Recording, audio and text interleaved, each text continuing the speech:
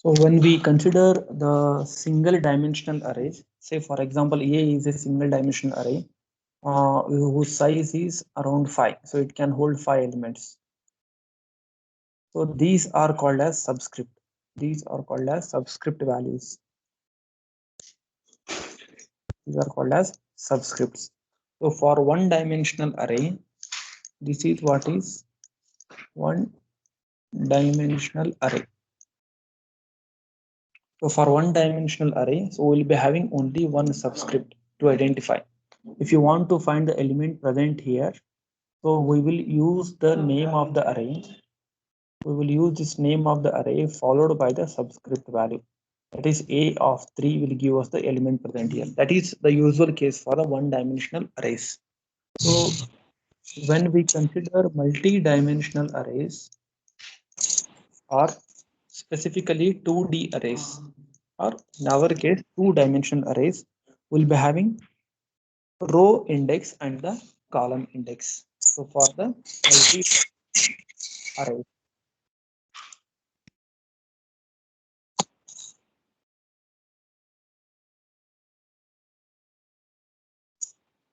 right? A 2-dimensional array will consist of m rows and n columns. So where m into n gives the total number of elements in the array. So we'll be having two different subscripts. So this is one example scenario of the 2-dimensional array. So which has certain rows and columns. So in this case, it has 3 rows and 4 columns. So what is our 2-dimensional array in this case? It has 3 rows and 2 columns. How we can write it here? Specifically with the diagram, is having 3 rows and 4 columns, 1, 2, and 4 columns. Right? These are the index values 1, 2, 3, 4, and 1, 2, 3. The same diagram I am drawing it here for multi-dimensional array 1, 2, 3, 4, 1, 2, 3. So this is an example for 2-dimensional array which is having 3 rows and 4 columns. 4 columns.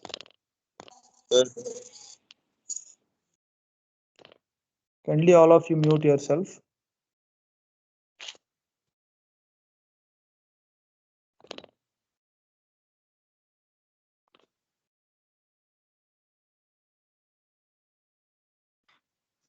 Right, so this is an example for the multi-dimensional array. That means 3 rows and 4 columns. So how do we refer individual element? If you suppose if you give name as A for this, to refer this element, we use the name of the array and 2 square brackets. Within these square brackets, we have to specify the subscript value. That is where this element is present. It is present in first row and first column. That means it is present in first row and first column. So we use this first index value to refer to rows, and we use the second index value to refer to columns. Say the element is 10, and here it is 25, 35, and 40. There's some other element called 89, 49. Some elements are present in the array. So how do we refer to this element 89? So where 89 is present? 89 is present in second row and third column. So to refer to that, we write A of where it is present in second row and it is present in third column. This is one simple scenario for the 2-dimensional array. And to find the total number of elements in the 2-dimensional array, we multiply the number of rows by number of columns. That is 3 into 4. Generally, it is 12. There are 12 elements in this particular multi-dimensional array. So general formula for that, m rows and n columns will give us total number of elements of the multi-dimensional array. Total number of elements of the multi-dimensional array.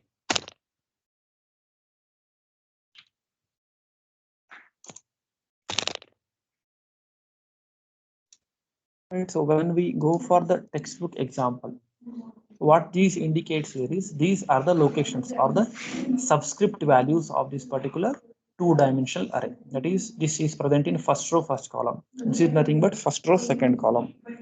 This is first row, third column, first row, fourth column. So similarly, this location, it refers to third row and third column. So this is one. So this is another example. Another example for storing two-dimensional arrays. Representation of two-dimensional arrays. Now, when we have two-dimensional array, how do we represent that two-dimensional array in memory? So a two-dimensional array is represented basically in two different ways. That is row measure order. That is row measure order, and another one is column measure order. This is column measure order and row measure order. When we have a matrix or two-dimensional array, for multi-dimensional array, we use this particular concept, these notations for storing or representing the two-dimensional arrays. So specifically, I'll take this example. Whatever our array example was there, this one, this example.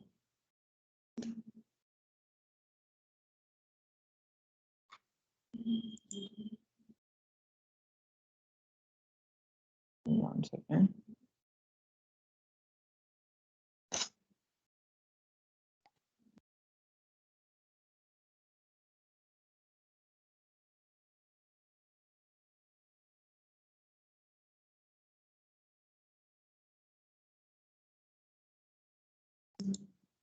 Open it in this so that you can copy it properly. For the appropriate location, it will be helpful for explanation purpose.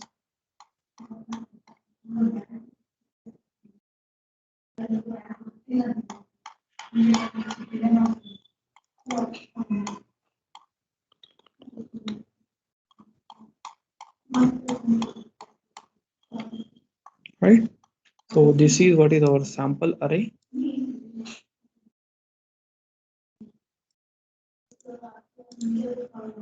Just take this in the form of image. Right. This is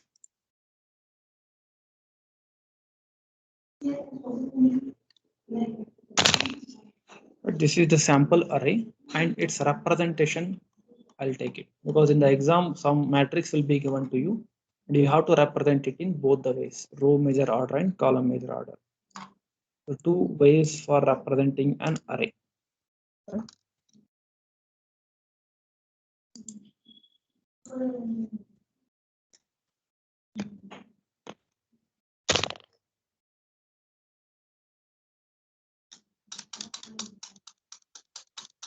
Right. I hope now this is clear for you for the explanation purpose.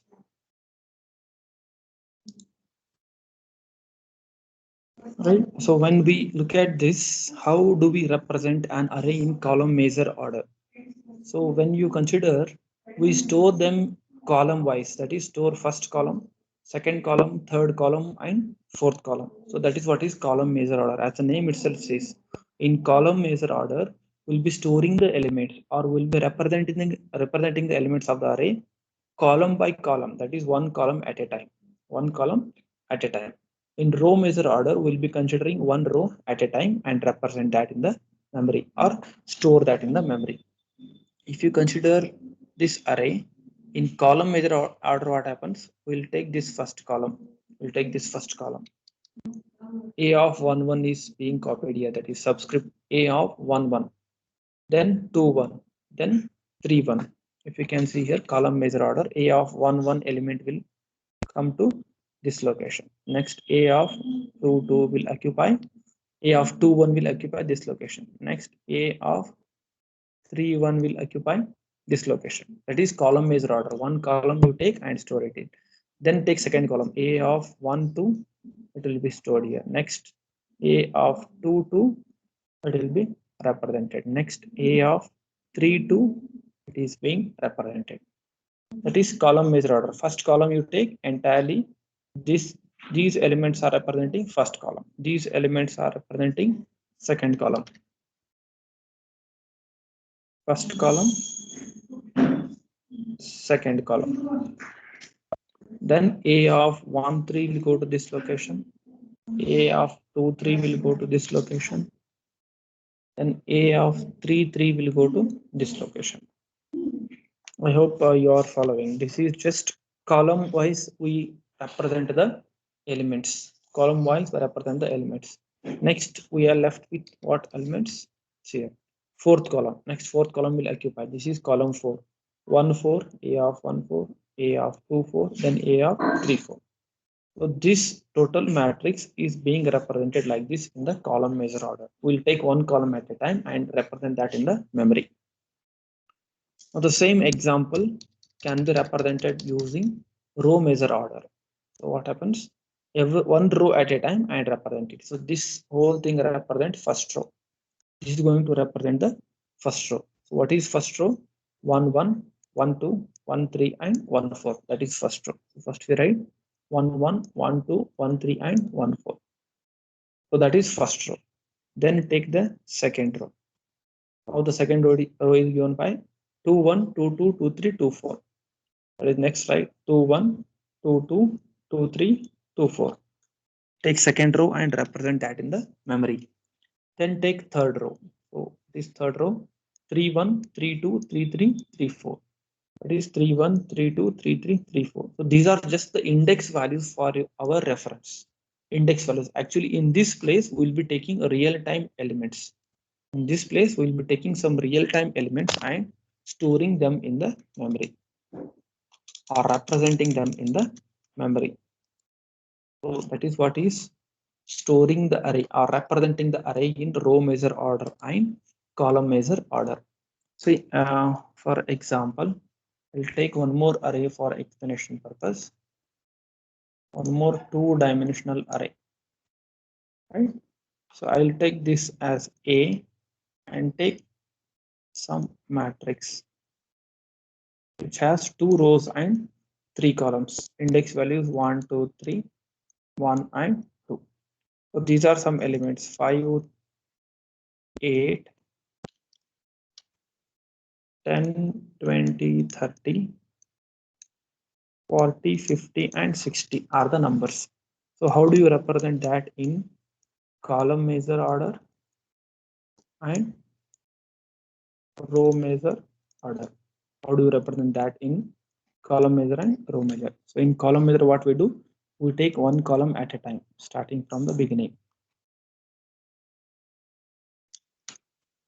Right. So let us take the memory array for representation. So just a memory array. Then these are the locations. Right. So take the first column. What is for the first column? 10 and 40. Second column is 20 and 50. Third column is 30 and 60. So this is what is column measure order. What it represents, it is column number 1, column number 2 and column number 3. So that is simple representation using column measure order. So when you come for the row measure order in the memory, so again I'll draw this sample memory location. Right. In column measure order, take first column measure is over. In row measure order, one row at a time. So consider the first row. What is present in first row? 10, 20, 30. So represent them first. 10, 20 and 30. That is first row is over. Then consider second row. Second row has 40, 50 and 60. Second row has 40, 50 and 60. So ultimately what these three will represent? They are going to represent row number 1. These three will represent row number 2. That's a simple technique for storing the multidimensional array. So two ways, in row measure order and another one is in column measure order. That is for two-dimensional array. So same applies for three-dimensional array or n-dimensional arrays also. So when you consider general multidimensional arrays, so specifically we will not consider more than 3 dimensions. So this is once you understand one sample example for three-dimensional array. So this is the sample for three-dimensional array. So I'll take it here. All right. So this is one sample three-dimensional array which is given. So how do we identify three-dimensionally? The cube, you must have seen the cube. Three-dimensional array. So cube is an example for three-dimensional arrays. I'll just reduce its size. I'll just increase it some more so that, because in online you should be able to see that numbers clearly. Hope these numbers, even though you content you cannot see, I'll draw it here again, right?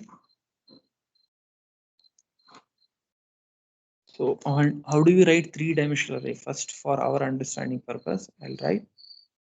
So this is, write it here. This is just one-dimensional array. This is just one-dimensional array. Now, one-dimensional array. So combination of these one-dimensional arrays will result into two-dimensional array. So this will become two-dimensional array now. Again, I am going to add one more dimension to that. That is, it has 3 rows, and if you want, add some columns, 3 rows and 3 columns. So now what it is, it has become two-dimensional array now. It has become two-dimensional array. For three-dimensional array, we will make it as in the form of a cube. We will make it in the form of a cube. So for your understanding purpose, I am just trying to draw it in the form of a cube.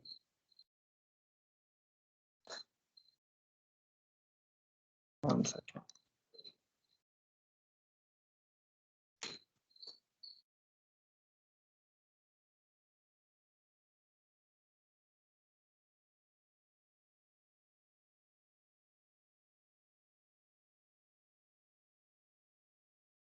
All right.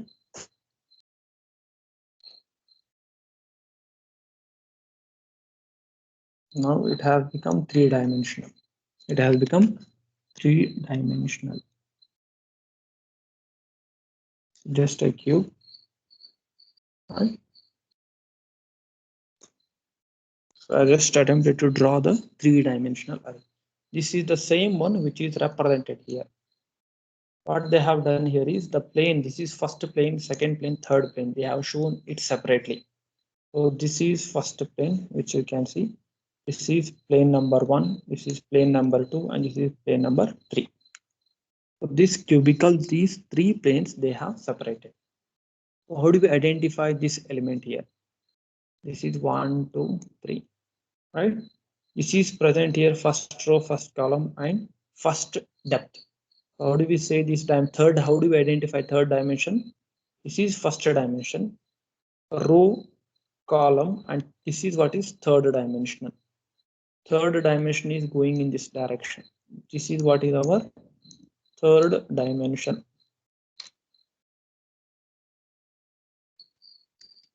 This is what is our third dimension. This is third dimension, because 2 dimensions already we know. First dimension and second dimensions we know, but this is what is third dimension, depth. So how do you get this location now? This element. Say for example, here I have some element called 100.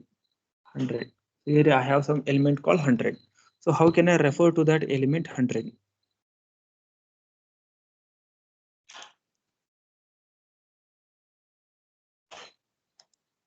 Right. So if I want to refer to this element 100, you should refer the row dimension first, then column dimension. So where this 100 is present, it is present in first row, first column, and second depth column. That is, it is present at first row, first column, and then 2. Here it is present in this location. It is present in this location. So the index values for 100 is nothing but where it is present in first row, first column, and second depth location. In the first column, it is the second element.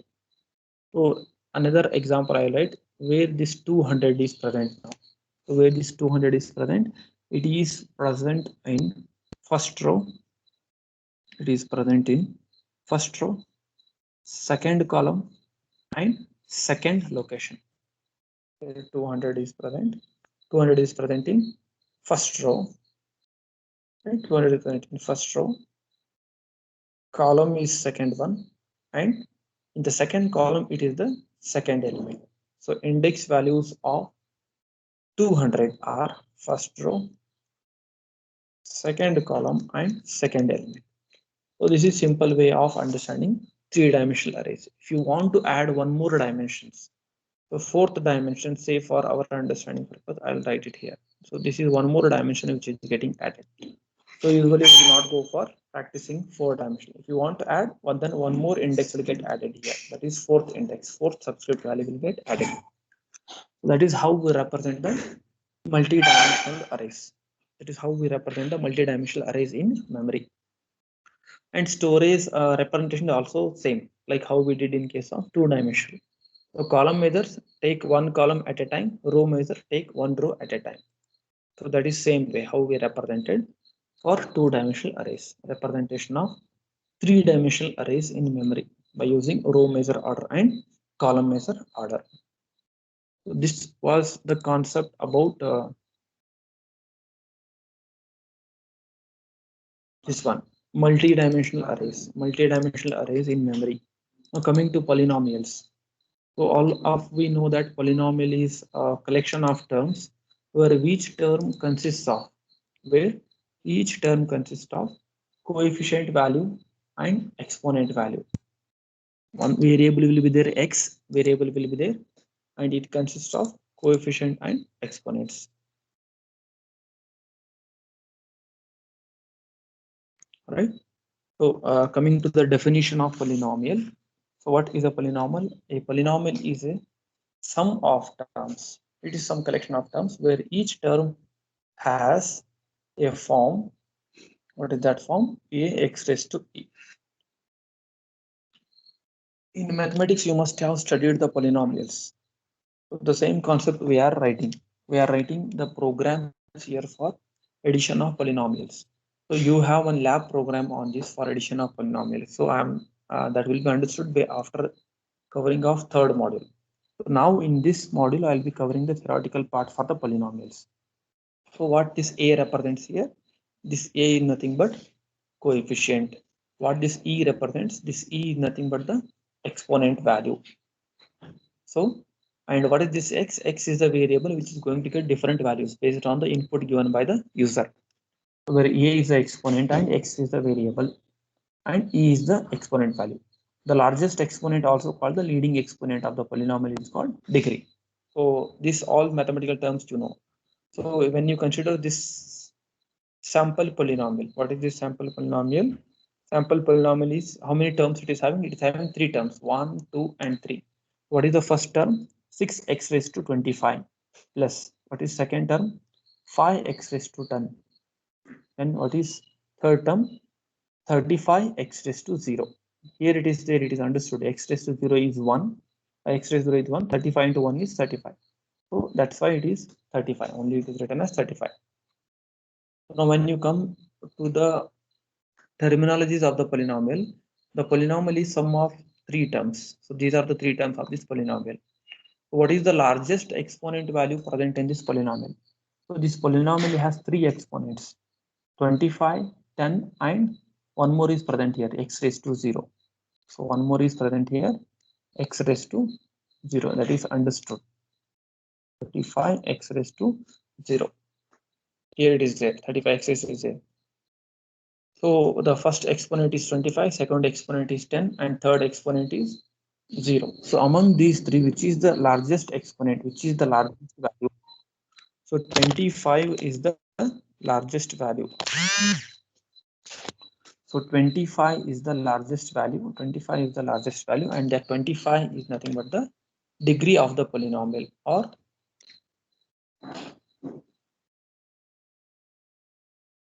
it is nothing but degree of the polynomial. And another term we call it as a leading exponent. That is, leading exponent is also called as a degree of the polynomial. So these terms we should know. The term 35 can also be written as I said, it can also be written as 35 x raised to 0. So these are the fundamental functionalities what you know from the mathematics. Now whenever we study any data structure, we study the abstract data type of that. So when discussing about arrays, I had told what is abstract data type. An abstract data type represents the different functionalities or different operations what we can do with the given data structure. So if a polynomial is given to you, if one or two polynomials are given to you, what are the different things that you can do with those polynomials? So that is what is abstract data type.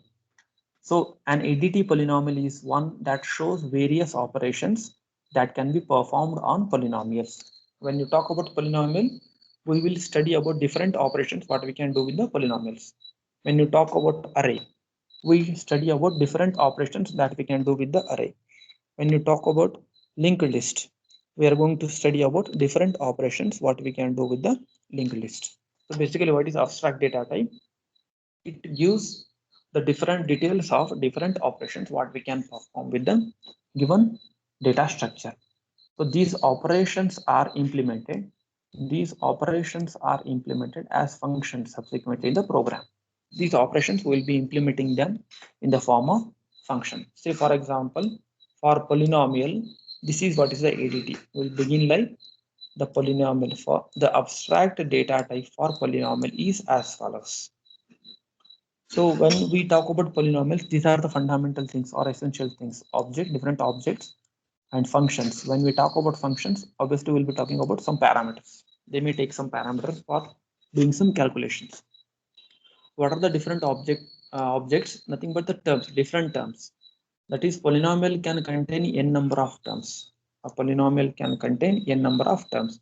So this is nth term, third term, second term, first, and 0. So from increasing to decreasing, these are the terms of the polynomial. These are the terms of the polynomial, where these are nothing but the coefficient values and these are all the exponent values. All right. Now, when you come for the functions, different functions, what we can do, different operations, what we can do with the polynomials. When you talk about functions, they will take some parameters. So what are the different parameters what we can do? What we can use in the functions? Poly, poly1, poly2. So all these are belonging to polynomials. All these are belonging to polynomials. That means to write our functions, we use three polynomials: poly, poly1, poly2. So this will be useful for explanation purposes. So these are the fundamental things just you should know. Where we are using one term called COEF, coefficient, which is nothing but the coefficient. Some short forms, EXPON, which is nothing but our exponent. So these are the terms or parameters what we use while discussing about polynomials. Now coming to the first function. So this abstract data type always has three things. Here, what it indicates here is return type. What it indicates here is return type after execution, and this is what is function. Return type and function, and this is body of the function or definition of the function. So when you talk about first function, what is this function? Is 0 of poly. That means the given polynomial input, given polynomial, whatever polynomial you are giving, is it 0? That means if polynomial poly does not exist, return true, else return false. That means we are going to check whatever parameter you are going to pass, is it present or not? Because when do you say polynomial is existing?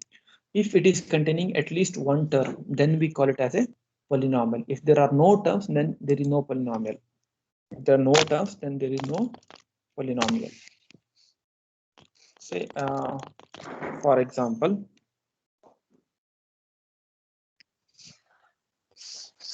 right, when I write ax square plus bx plus c,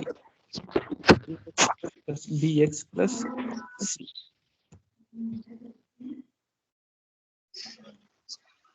Chaitra, mute yourself. All of you mute yourself. Chaitra specifically, you are disturbing others. Yes. Right, ax square plus bx plus c. So this is one polynomial. How many terms are there in this one? 1, 2, and 3. These are the three polynomials. So when I write it like this, ax square plus bx. So this is also a polynomial which is containing two terms.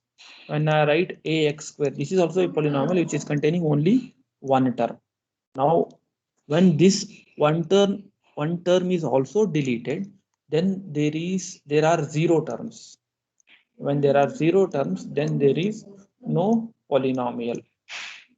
When there are 0 terms, then there is no polynomial.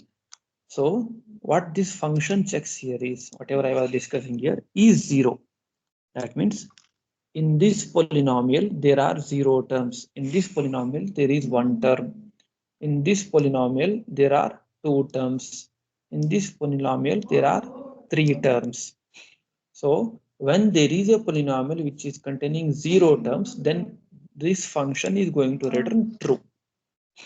I hope you understood now. What it indicates is 0 of poly. That means given the polynomial, if it is not present only, then it is going to return the Boolean value. We know that there are 2 Boolean values. One is true, another one is false. So if the polynomial is containing 0 terms, then it will return the true value. If the polynomial is containing more than 0 terms, then the return type will be false. So we'll first check whether the polynomial is containing terms, because when there are no terms, we cannot perform any operations with the polynomial. Coefficient from the polynomial. That means given the terms, we can obtain the polynomials. What it does? Obtain the coefficient from this polynomial corresponding to this exponent. So what it means here is obtain the coefficient from this polynomial corresponding to this exponent. So for that purpose, this exponent must be present in the polynomial first. Then we are going to return the corresponding coefficient, else return the 0. Right? And that's why as we are going to obtain the coefficient, the return type here is coefficient. The return type here is coefficient. So even though if you are not following, please don't worry. I'll take one practical example afterwards. It's just fundamentals you should know. What this function does here is return the coefficient. Return the coefficient. Say for example, ax square plus bx plus c polynomial is there. If I execute this function like this, coefficient of, right, from, suppose if I give it a name called p. For this polynomial ax square plus bx plus c, I am giving some name called p. So here coefficient of p, because what is name of the polynomial here? Name of the polynomial is p. Name of the polynomial is p. So coefficient, get me the coefficient from polynomial p corresponding to this exponent. So what is the exponent? Say if I give exponent 2. So what it will give return now? It is going to return. So what it means here is get me the coefficient from this polynomial corresponding to exponent 2. So from this polynomial corresponding to this exponent, what is the coefficient? Coefficient is a. Coefficient is a. So it is going to return a. But in this place usually we will be having numbers. Usually we will be having numbers. So if I call it like this, get me the coefficient from this polynomial p corresponding to the exponent 1. What it will return now? Corresponding to exponent 1. So this bx is nothing but we have bx raised to 0. C is nothing but cx raised to b is nothing but bx raised to 1. Here it is cx raised to 0. So corresponding to exponent 1, what is the coefficient value? Coefficient value is b. So it is going to return the b. This is how this particular function is going to work. Coming to next function, just return the leading exponent of the given polynomial. Whatever polynomial is given to you, just return the leading exponent or largest exponent of the polynomial. So when I consider this polynomial, what is the largest exponent of this? Largest exponent of this is 2. So this function will return the 2. Just give the largest exponent. Polynomial 0, what it does? Simply it is going to create one empty polynomial. Say for example, p of x equal to 0. We will get an empty polynomial with this function, which is containing 0 terms. Then attach are used while addition. That means I want to attach new term to the existing polynomial with this coefficient and with this exponent. So that is what it does. But before attaching, we should check whether the term is, whether the exponent is already present. If it is already present, then we are not allowed to attach it. Else what we do? We simply insert the new term with this coefficient and with this exponent. Say for example, I have already one polynomial 8x cube. I have one polynomial 8x cube. So for this, I call this function. How do I call this function? Attach of, I'm writing short form here. I call this function like this. Attach of, can you hear me? Am I audible to you? Someone please respond. Are you Yes, following sir, the audible, sir. audible, right? Screen is synchronizing with the audio now. There is synchronization between audio and video. Yes, Yes, sir. yes. So I am calling this attach function now. On which polynomial? On this polynomial p, comma. I want to attach new coefficient, that is 3. I want to give new exponent, that is 2. What it does here is it is going to add one new term to this. It is going to add one new term to this. What is that new term? This was the beginning. Now this polynomial will be changed to what? P is equal to 8x cube plus what I want to add here, 3x square. 3 is the coefficient, 2 is the exponent, that is 3x square. New term will get added. Very simple. If you want one new term, attach new term, then we use this particular thing. Say for example, you call it once again. I want to attach new term to this polynomial with this, say 8. Say 8 as the already exponent, already coefficient 8 is present. That's okay. With this exponent, that is I want to add term called 8x raised to 1. So what it does here is it will add 8x raised to 1. So that is simple procedure for attaching. Say I call it once again like this, something here. So again I call the attach function p comma 3 comma 2. Now it will not be successful. It will not be successful. Why it will not be successful now? Why? Because already the exponent 2 is present here. Already it has been added. Because exponent 2 is already present here, this term will not get added. This term will not get added. So the new term will get attached or added to the polynomial only if the exponent is not present. Next, coming to remove. So as we know, remove, as the name itself says, it is going to delete one term from the polynomial. That is,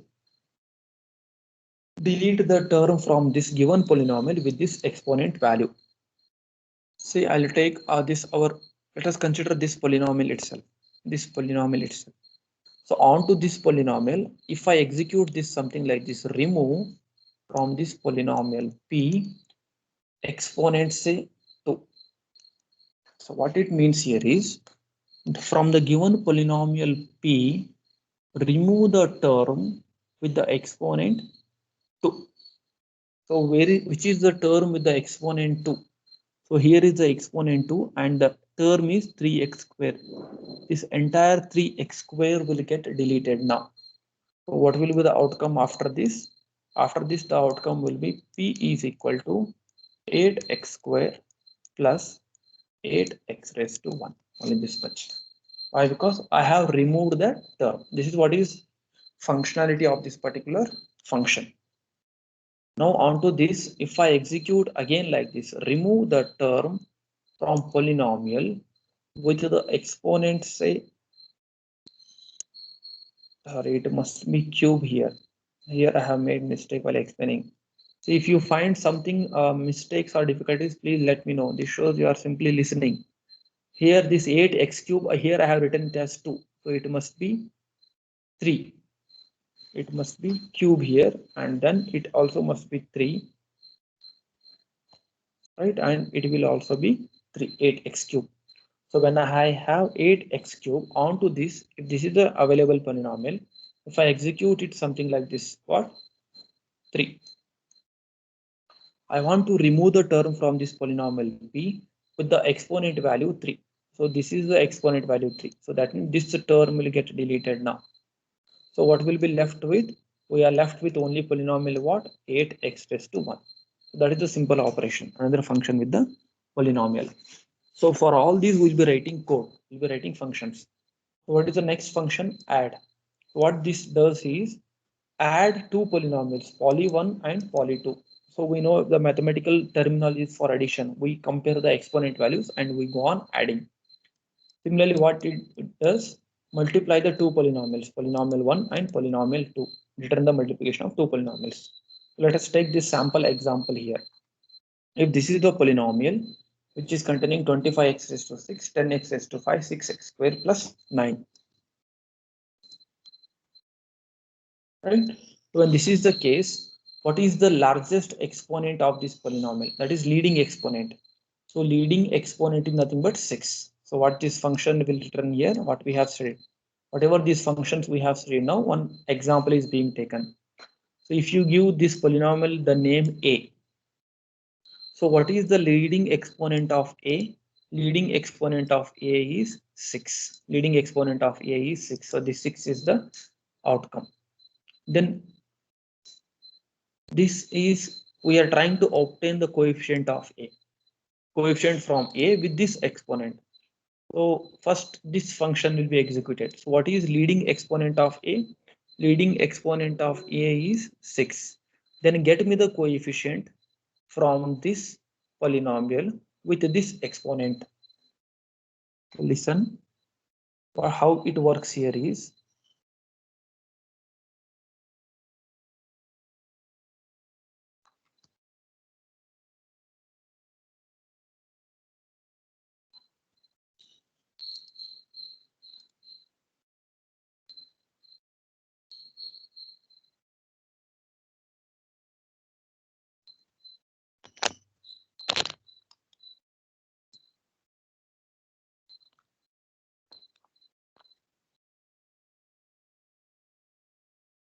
right? I'll rewrite it here.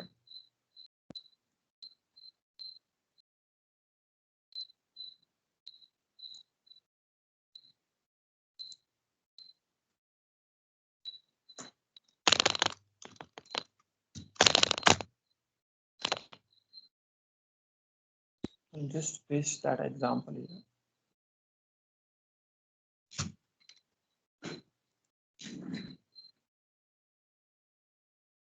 I'll take the given polynomial for better understanding. I'll come to word here. Right?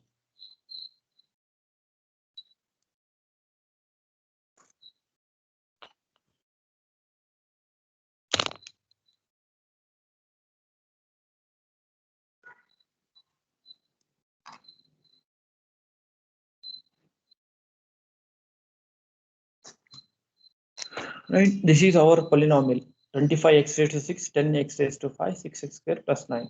So when I execute this function, that is leading exponent of a is 6. So it's going to return us a value of 6. So coming to this function, the second function, how it works here is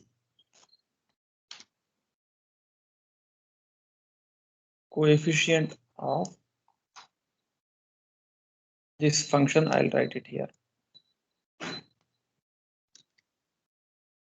I'll write it here down. Coefficient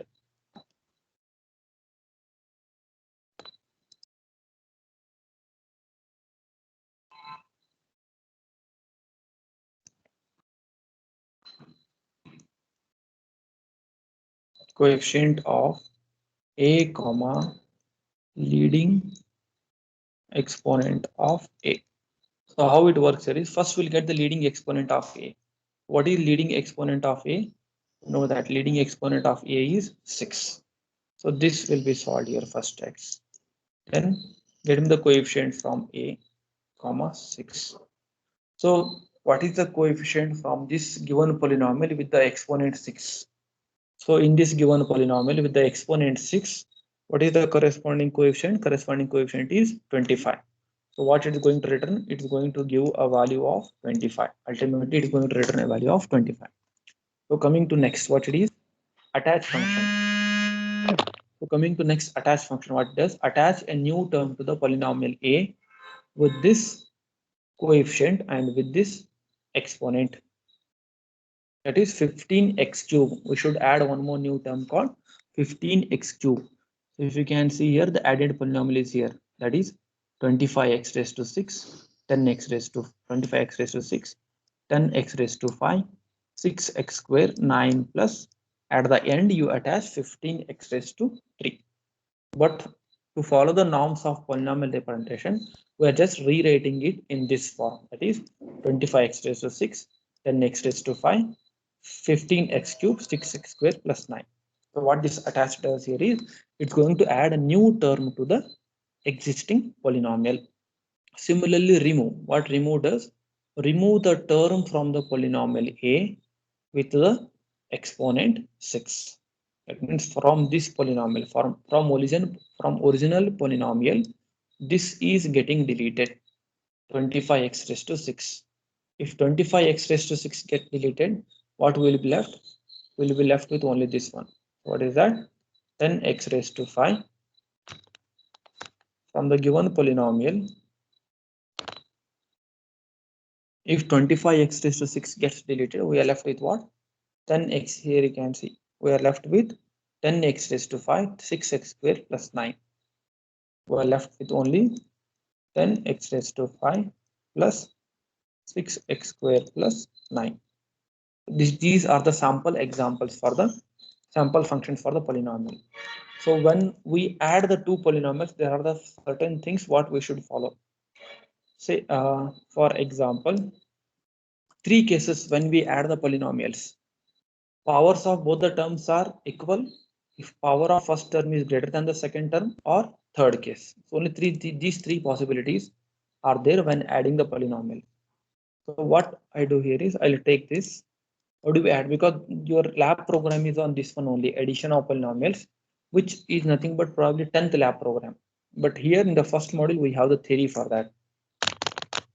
So better we should know the theory here itself, right? So how do we add two polynomials? A is one polynomial and B is another polynomial. Now we should add the two polynomials. What is the mathematical steps what we follow for adding the two polynomials?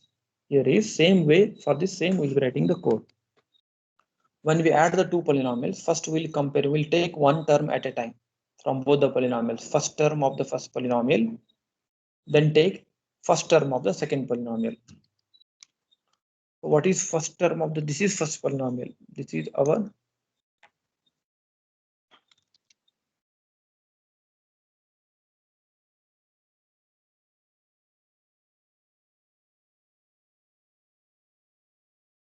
this is our first polynomial and this is our second polynomial. So when you want to add the polynomials, consider their first term. This is first term and this is first term.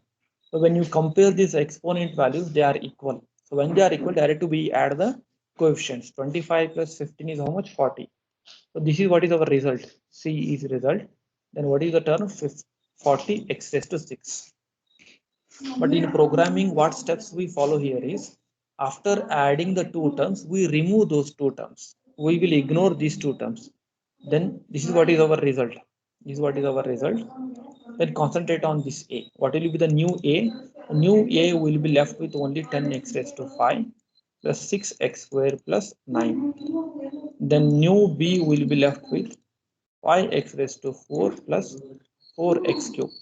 These were the earlier polynomials and these are the new polynomials. Why? Because already we have added these two terms and we ignore them.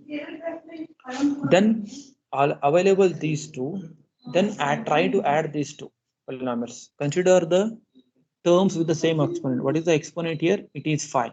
There is no other term in polynomial B with the same exponent. Then we write the same term as it is to the result. Right, same term as it is to the result and keep the remaining polynomial. So what will be the resultant polynomial now? The resultant polynomial, that is C. Now what our C will become now? C becomes 40 x raised to 6 plus this term 10 x raised to 5. Now after addition, again the polynomials A and B will change now. What is the new value of A? 6x square plus 9 And what this is 5x raised to 4 plus 4x raised to 3. Again, try to add the polynomials. So when you consider here, what is the highest term among these two polynomials? Now there are no terms with the equality because it is 2, 1, 4, 3. So what we do, simply we add the polynomial terms to the resultant polynomial. So what happens? The highest exponent value here is 4. So this will be taken and added to the result. That is, it will become 5x raised to 4. Then I'll write the entire result here, 40x raised to 6 plus 10x raised to 5 plus 5x raised to 4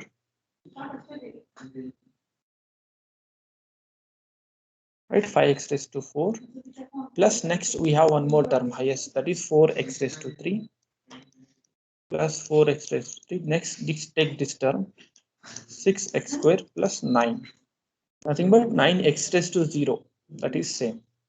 So this is what is resultant polynomial.